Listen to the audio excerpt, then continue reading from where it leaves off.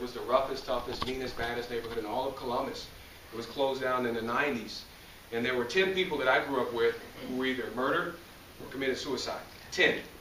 10 that I grew up with. Many others in prison to this day. If not in a physical or literal prison, in the prison of their minds. And my formula for success was pretty simple. There were 3 things. Number 1 was vision. At the age of 9 years of age, I knew that if I was going to make it in life, I had to have a vision beyond my present circumstances. And I always tell this, we always talk about throwing money at this problem or that problem, and as far as what we need to do to help the poor.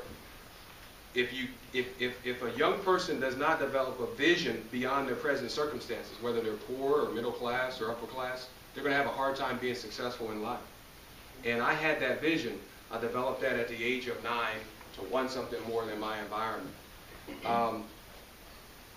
Les Brown is a motivational speaker. He said, never let someone's opinion of you become your reality. And I think it's very important. That's what vision is really all about. So vision is my foundation. Knowledge is second. Knowledge is the accumulation of information.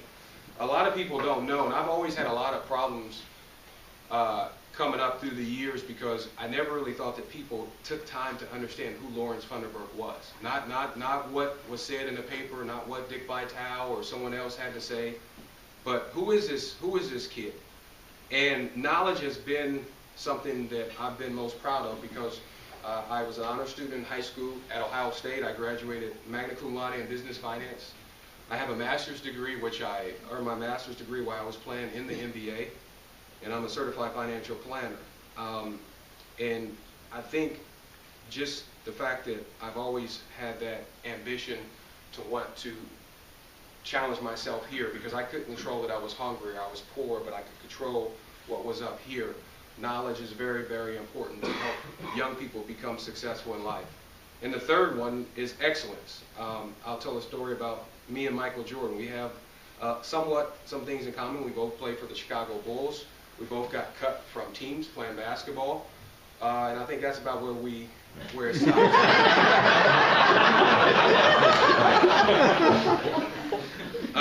My rookie year, I was playing in the NBA with the Sacramento Kings. I was one of the leading scorers coming off the bench. We were playing Michael Jordan in the Chicago Bulls. And I had got fouled on the play. And I walked past Michael Jordan, who was bending over, he chewing his gum. And I walked past him and I said, no one out here can stop me. Well, that wasn't very smart to talk to Michael Jordan. And he stood up and he said, Lawrence, he says, this is not Ohio State. I'm like, wow, Michael Jordan followed my career at Ohio State. He says, you're on a whole nother level now. He says, not only that, you got to bring it every day.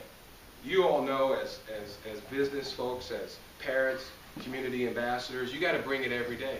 If you don't bring it every day, you're not going to have success. You're not going to have success.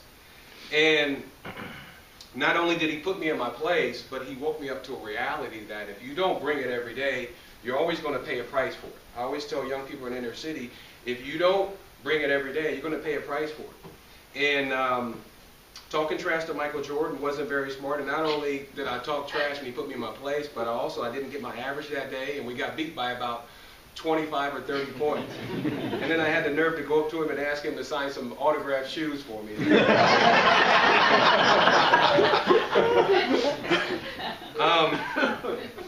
Now, about the Lawrence Funderburke